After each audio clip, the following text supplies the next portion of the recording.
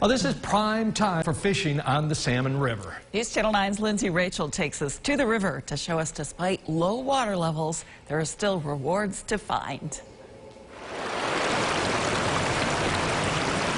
In Pulaski, there's a 12-mile stretch that people all over the world flock to every year. This year, the world travelers aren't there. Neither is the water. That water comes from the reservoir, but because there isn't any water in the reservoir to release, it's just kind of everything that's natural. There has been rain recently, but it could use a lot more to help push the fish up the river. Most of it just got absorbed because it's been dry. Really didn't affect the water flow.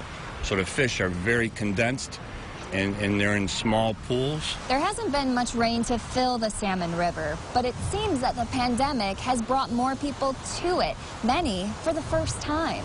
This is my first year salmon fishing, yes. Why did you decide to do it this year? Because my girlfriend and I are looking to move to Alaska, so we've been going to isolated spots and fishing more. For others, they're simply looking for the sense of normalcy during the pandemic, with tradition being the prize. I've been coming up here since I was 10 years old. My grandfather brought me up here, and then I've been coming here ever since.